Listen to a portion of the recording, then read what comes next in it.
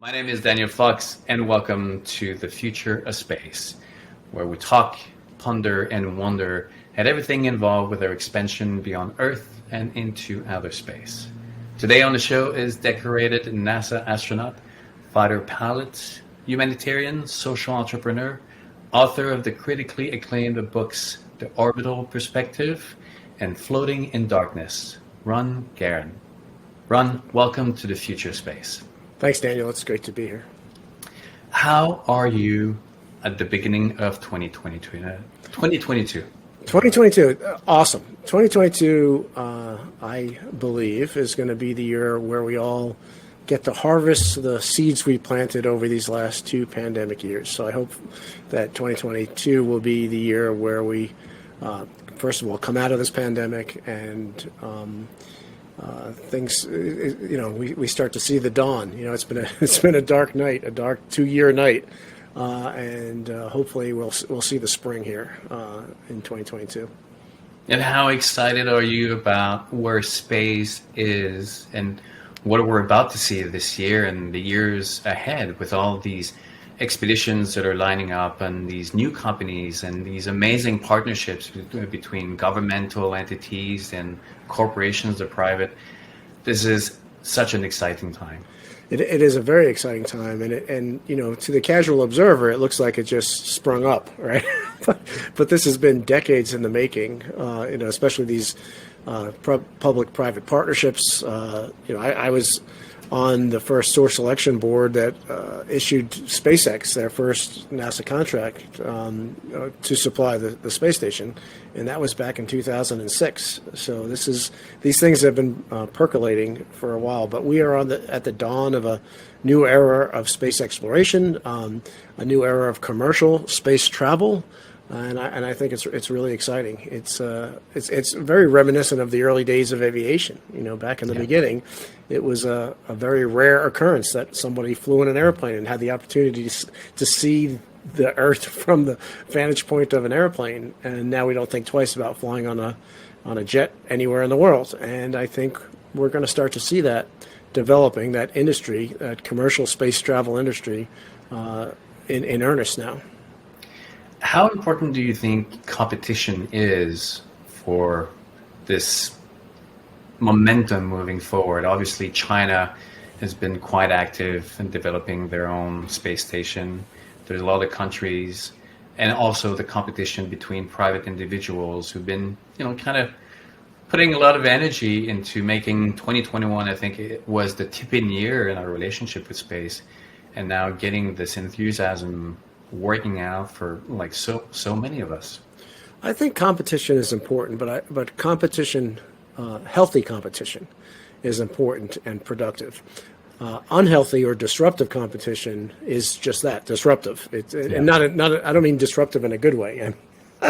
So, if the competition is fear-based, that usually leads to some big problems. It leads to corruption. It leads to it's not collaboration, or it's not competition that leads to better goods and services. It's competition that leads to increased prices, reduction in services, I think competition is important, but I think more powerful than competition is collaboration. Absolutely. And especially when you're talking about things that require innovation, and so. When you have collaboration that's built on a foundation of awe and wonder, not a foundation of fear, then instead of having these little pockets of innovation where people are inventing things in a vacuum, the innovation feeds off itself, and there's a free share of ideas and creativity. And I think that's a good way to do things. Ron, how excited are you? Still excited every time that you see a rocket go up and coming back? Yeah, of course I am, especially if I know people on the rocket. It's very exciting, and I don't think that'll ever go away. I think I'll always get that same sense of thrill and excitement watching rockets go up. Of course, I always wish that I'm on the pointy end of it, but. Yeah. Do you plan on actually going back up if the opportunity presents itself? If the opportunity presented itself, and there was a good reason to go, I would go. I think for me, where I'm at in my life, having spent 6 months in space and flown twice, and I wouldn't do it just for the thrill of it, although the thrill of it is definitely worth it. But at this point in my life, it would make sense to take somebody else's seat, or if there was a valid reason to go, if there was a risk benefit trade-off that was analysis that was conducted and it came out on the positive side of the equation, then I would certainly do it. Having said that, it's pretty easy. It's pretty easy to make the argument that there's a good reason to go. So, talking about the amount of time that you spent in space, one of the questions that I want to ask you is, from that experience, can you give us 3 words to describe space? Well, the 3 words that pop into my head are cold, dark, and empty. But I think that's just on first glance, first appearance. I think a better 3 words would be foundational potential of everything. If you don't count the of, that's 3 words. Because it is. I mean, space is what allows everything else to exist. If we didn't have space, we wouldn't have anything else. So it's a dichotomy. I think it connects to that contrast that obviously William Shatner expressed in such a emotional way of darkness and life, and darkness and life. I think he's called it death. Yeah. Yes. But I think going into space is going to remind us of how these resources that we take for granted, life that we take for granted, is really hard. And the humility that we will have to learn by going out and being reminded that everything that we take for granted now has to be put into a lot of effort, whether it's food, whether it's sewers, whether it's oxygen, will actually trickle down to the planet and make us kind of change our perspective and our relationship with the planet itself. Yeah, definitely. I think that becomes undeniably clear when you see the planet from the vantage point of space. What becomes clear is that each and every one of us is riding through the universe together on this spaceship that we call Earth, and we have a closed life support system. We're not getting resupply from somewhere else, and we need to do something to reduce the rate that we're using up non-renewable resources. We need to do something to reduce the rate that we're affecting the makeup of our atmosphere because of the protective nature of that unbelievably thin layer that protects and keeps every living thing on the planet alive. And so, when you look up at the sky from the ground, it looks like the big blue sky, but seeing it from space is scary. I mean, I trained for 8 years. I was selected into the astronaut program in the year 2000. I didn't fly until 2008. And so I listened to 8 years of crews coming back saying how unbelievably thin the atmosphere was. So I had, pretty high expectations for the thinness of the atmosphere. But there was nothing that prepared me for seeing that. And it's really, really scary. And there's no doubt in your mind that we as a species could affect the composition of the atmosphere to a great extent. So on that note, I mean, you've kind of answered a little bit, but what do you think going to space will teach us? What will be the major lessons because there's a lot of people that say, oh, no, we don't need to go to space. We have enough issues and it's not going to do anything.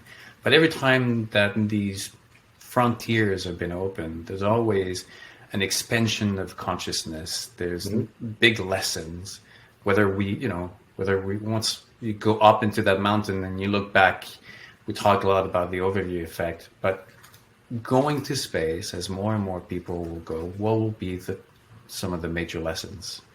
Well, I think the big one, first off, will be we will learn how to live together on this planet. I think the International Space Station is a perfect example of that. Just one perfect example that the space program gives us. 15 nations of the International Space Station Partnership built the International Space Station in space. Some of these nations weren't always the best of friends. Some were on opposite sides of the Cold War, opposite sides of the space race. Some fought wars against each other and purposely targeted each other's civilians in an effort to break each other's will.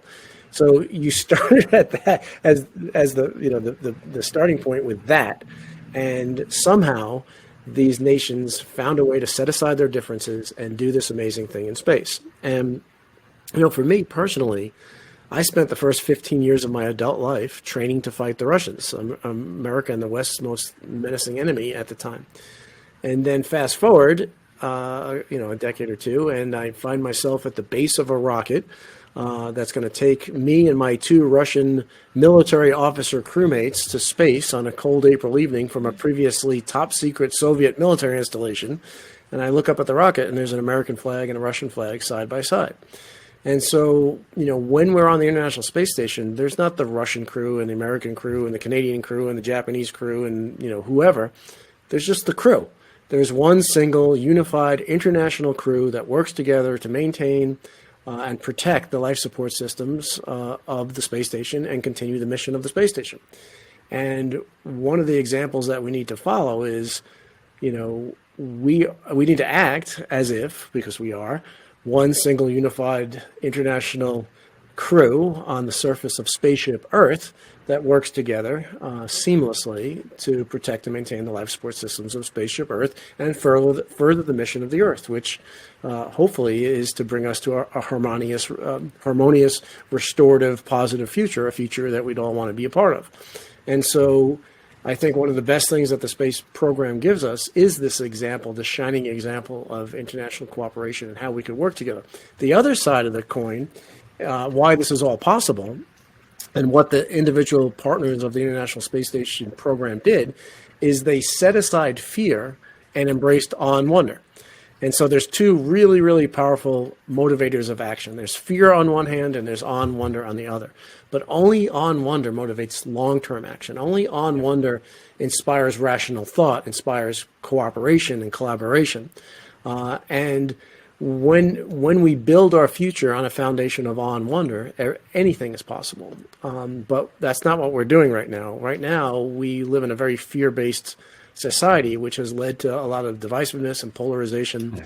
So the more awe and wonder we can introduce into our society, into our civilization, the more awe and wonder based motivations we can introduce, the better off we're all going to be here on the surface of the planet.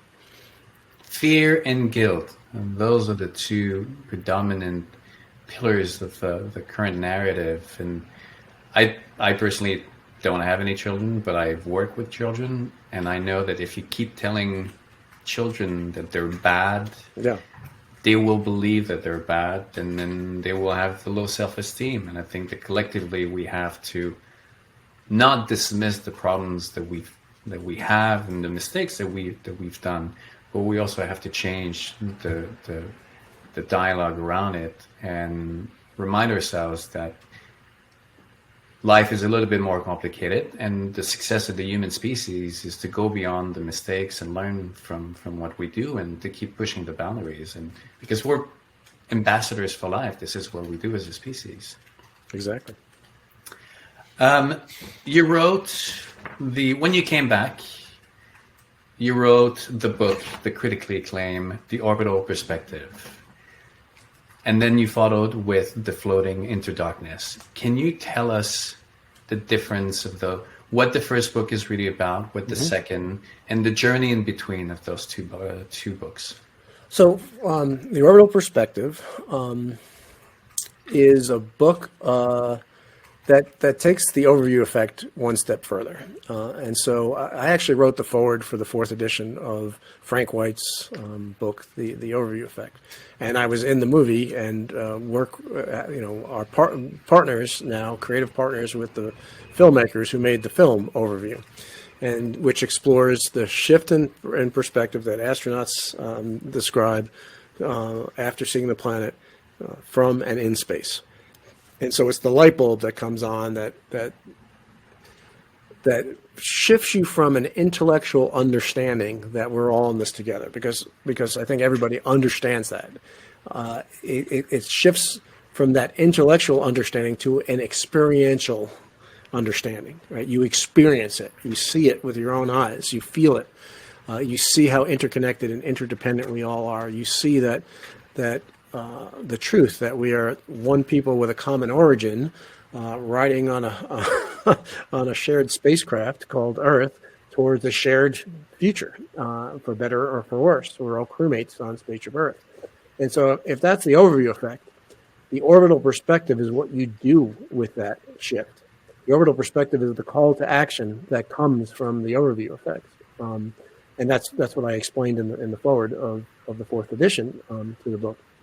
And so my purpose in writing the orbital perspective was to use this perspective, which is a powerful perspective. It's a powerfully unifying and an inspirational perspective to inspire a greater level of international cooperation to solve our greatest problems, whether that's climate change or global warming, or at the time we didn't have a pandemic, but we do now, and so and it won't be the last pandemic we have either. And so, how do we work together as a planetary community to solve these planetary problems?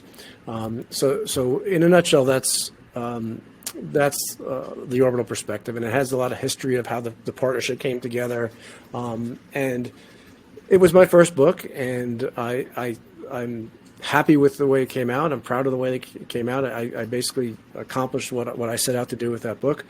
But in Floating in Darkness, I take it to a whole nother level. And Floating in Darkness, the objective of Floating in Darkness is to illuminate a path out of the divisiveness, out of the polarization that we are presently faced with, and to illuminate a course a course correction, if you will, that we can make towards the restorative, positive future that we'd all want to be a part of. It's a different book in style. Floating in Darkness is an autobiographical narrative that serves as an allegory for the evolution of society, not only where we've been, but where we need to go. And it's written in first-person present tense, so it reads like a novel. So the reader comes along on the journey step by step as it's happening. And like I said, there's some really, really important messages in the book. And I didn't hold anything back. I was admittedly a little bit in relative terms, orbital perspective relative to Floating in Darkness. I used a lot more courage, I think, in Floating in Darkness. I really opened myself up and really tried to share, not just, like in the space stories, for instance. I went really, really deep into the emotional and spiritual and intellectual aspects of what I was experiencing as I was experiencing it, and all of it serves as part of this thread of the message, the overall message of the book. You and I, we've spoken before about the book, some of the reflections about the difference of the two books. Orbital Perspective was kind of looking back at your experience, and Floating in Darkness was looking forward, and the cover of the book expresses that. Yeah. The cover of the book, you told me, was designed really mindfully and with intent. Every aspect of it is there for a purpose. The astronaut floating, the tether, and the hole in front. Can you explain more about what you try to convey with here it is. There it is. So if I could, so my idea behind the cover was that this is a journey of evolution, right? So I'm trying to show the evolution of society through the book, and so I wanted to combine two images. I wanted to combine the idea of a cave, because it's also I use the allegory, Plato's allegory of the cave throughout the book. And for anybody who's not familiar with that, basically what Greek philosopher Plato postulated back in his day was that there was these men who were chained in a cave their entire life. They had never left the cave. and they were facing a back wall. They couldn't turn around, and shadows that were cast on the cave wall were all they could see, and the sounds that emanated behind them echoed off the wall, leading them to believe that the shadows were making the sounds.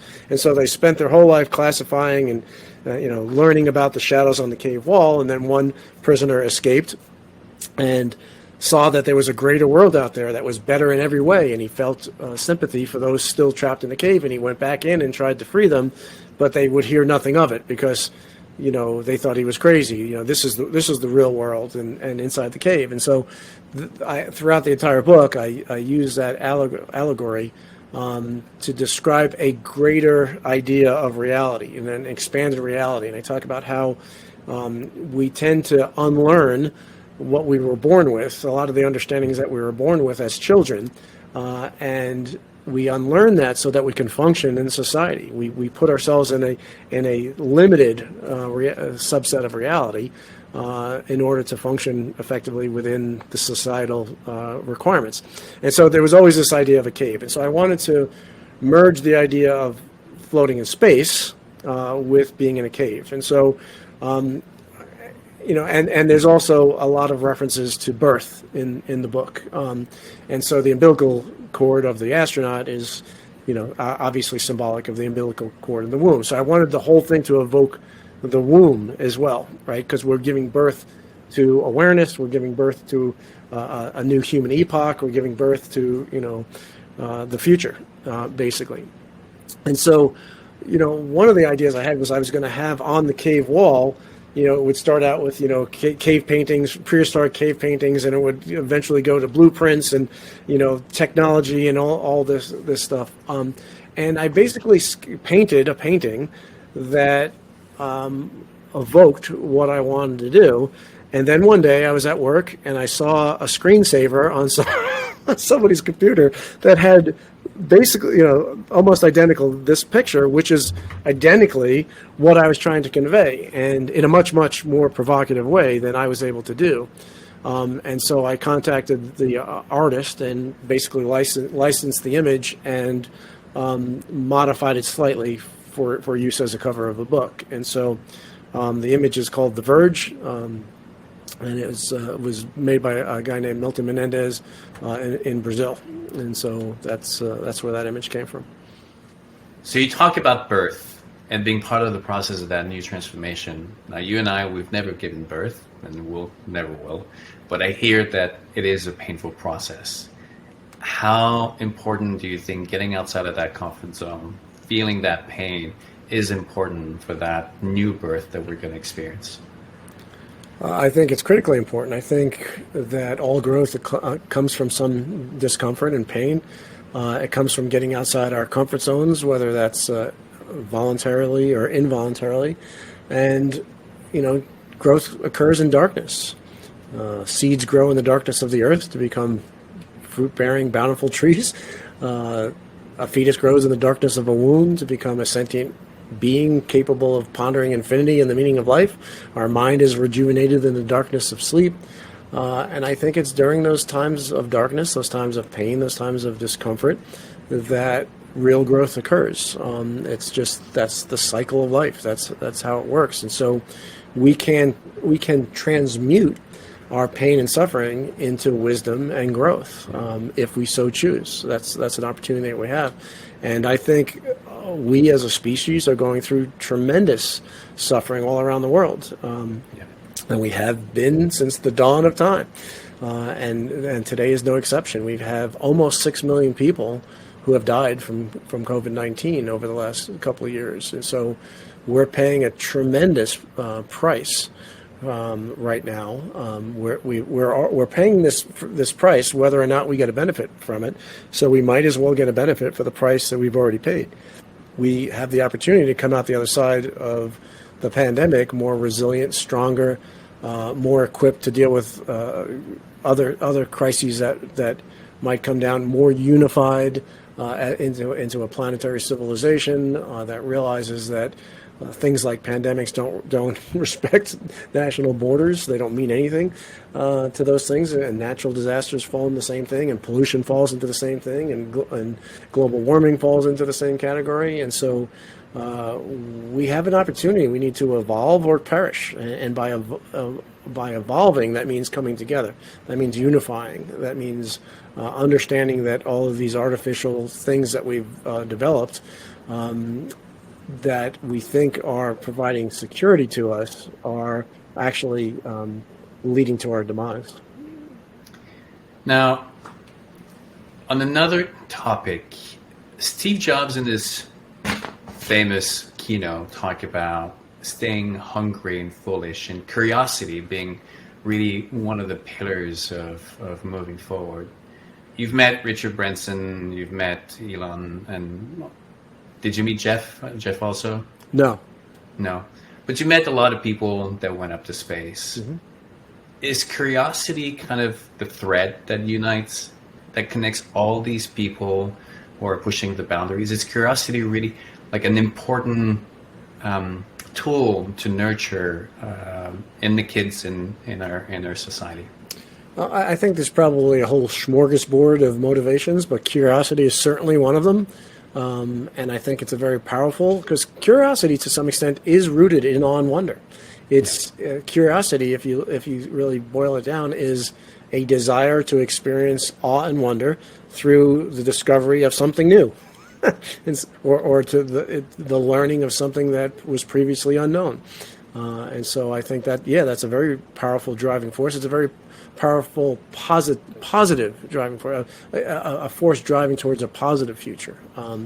So I think that's definitely part of the equation.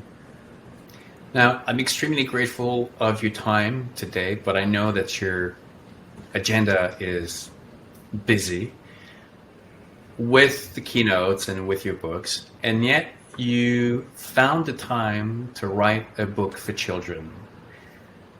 I assume that the children are not paying you your keynote fees and the corporation fees, and it's more of a love project. Why did you feel that it was important for you to write a book for children, which is named,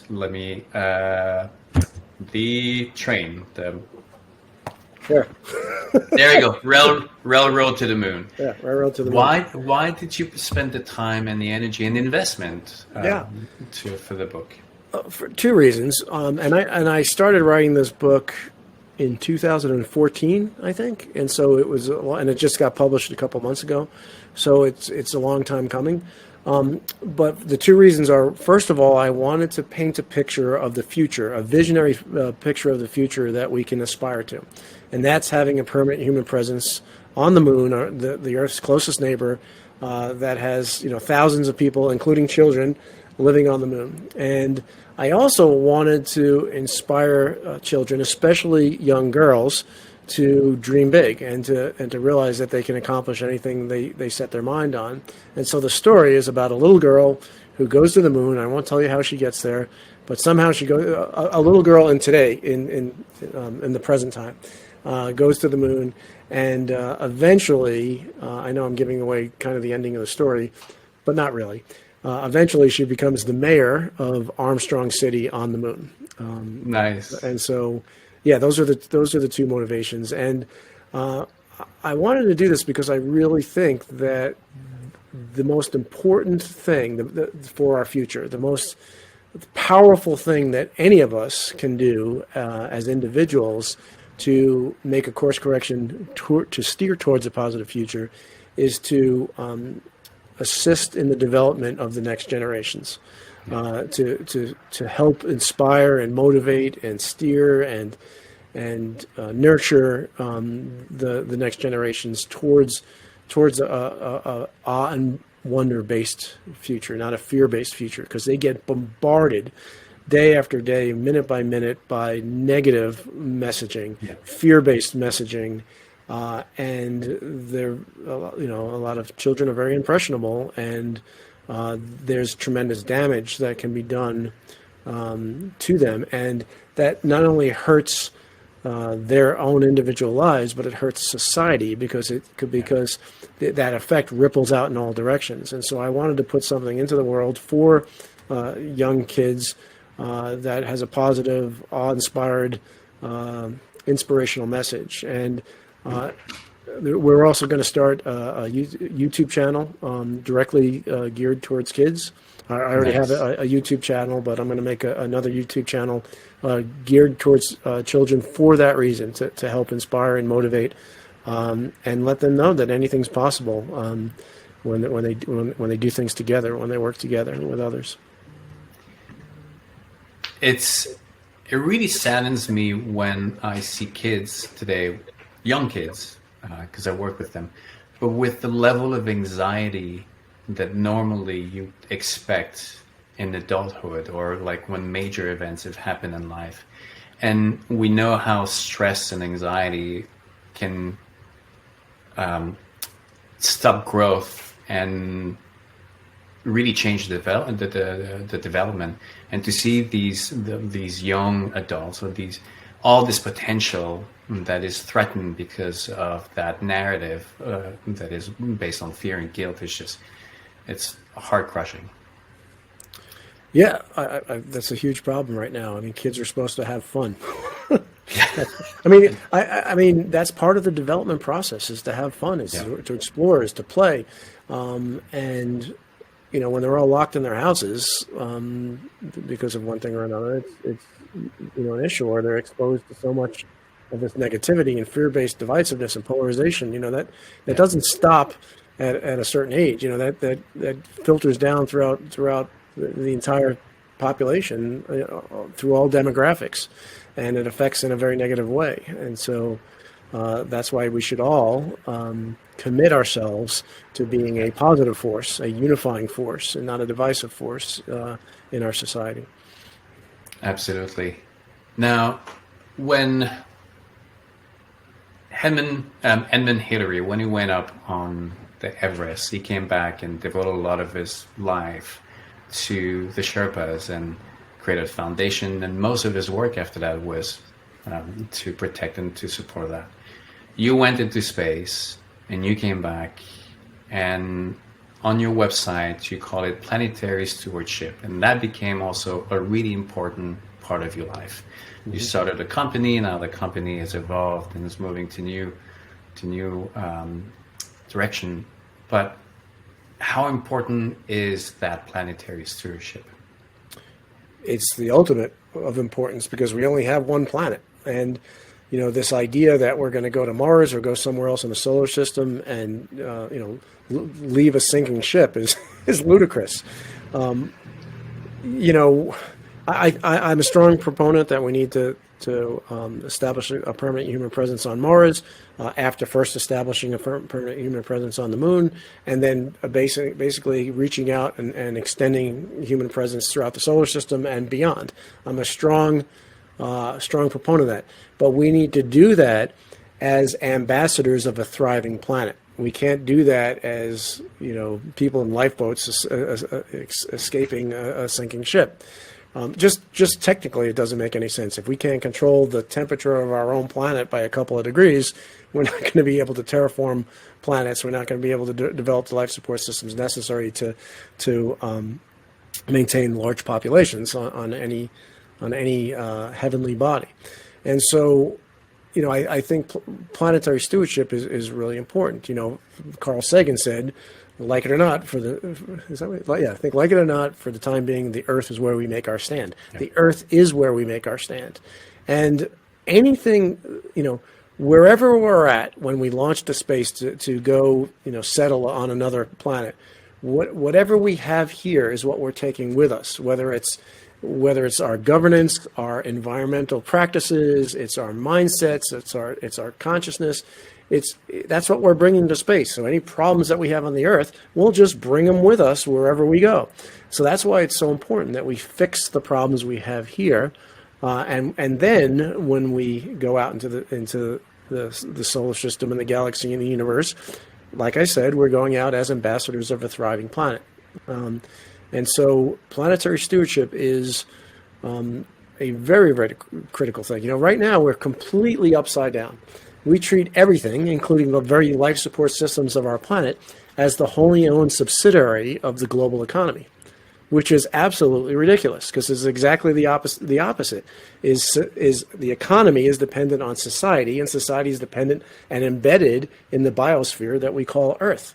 So what that means is that the global economy is the wholly owned subsidiary of the biosphere, not the other way around. But our political, our business, our cultural systems all put the complete focus on growing the economy at all costs, and treat everything, including the very life support systems of our planet, as the wholly owned subsidiary of the global economy. And this is absolutely upside down, and is what's leading us to disaster, and is what we need to fix.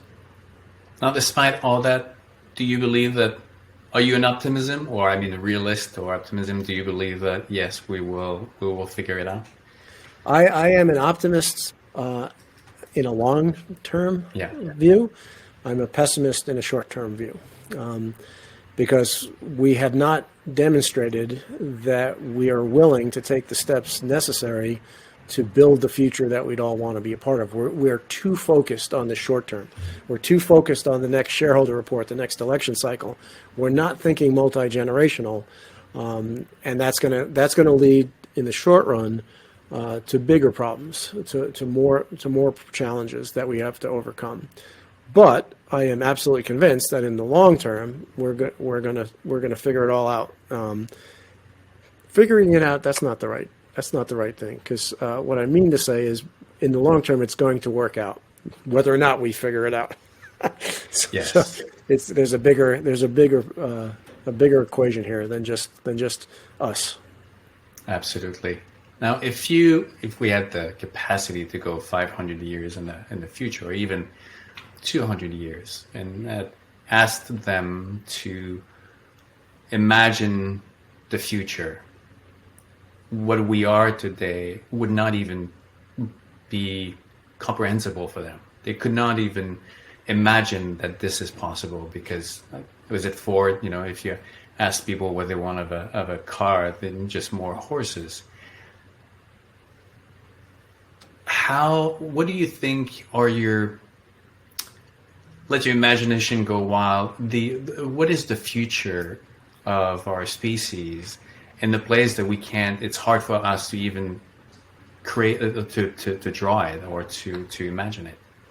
Well, I think the crux of your question is technological, but I think, and correct me if it was more broad than that, but I think you can't separate the evolutionary aspects of us as a species from the technological advancements that we're going to, just even from a technological point of view, we're going to have technologically induced evolutionary changes into our DNA. We already are having that, and that's going to expand.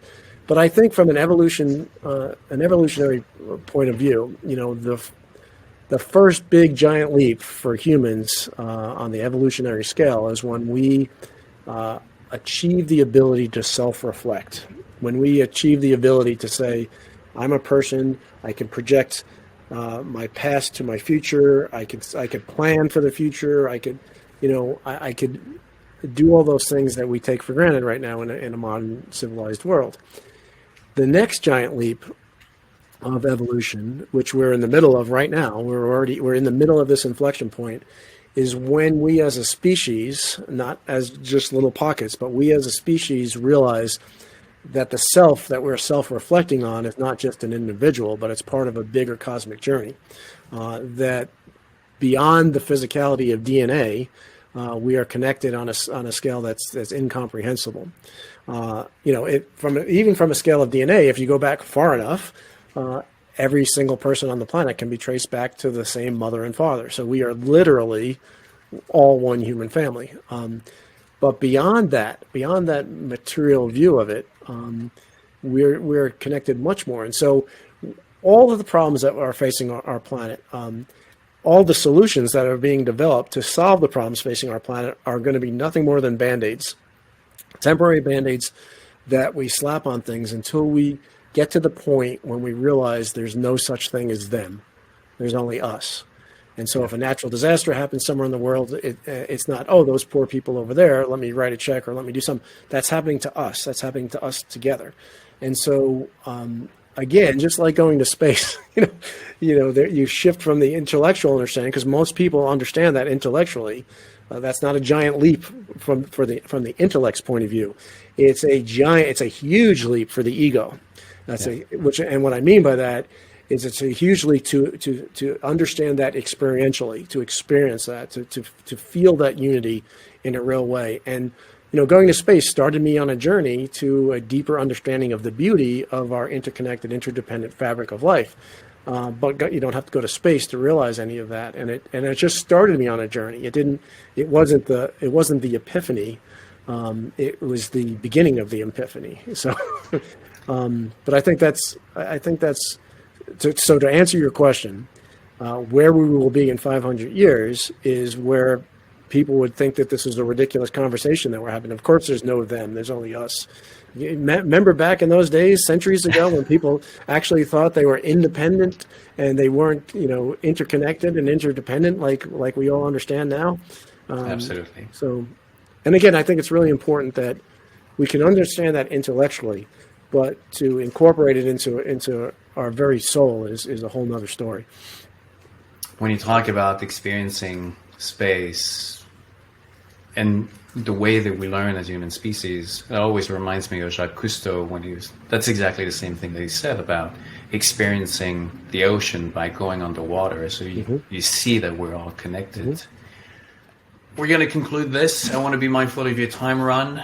Any words of wisdom as we move forward? I know that we're in this transition. This is going to be hard. We've talked about a lot of things. Your book, do you want to share where you're going, what's next, where people can find you as we wrap up this interview? Sure, yeah. I mean, websites are always good. I got a website at rongaran.com. Each of the books has a website under the title, so floatingindarkness.com, railroadtothemoon.com.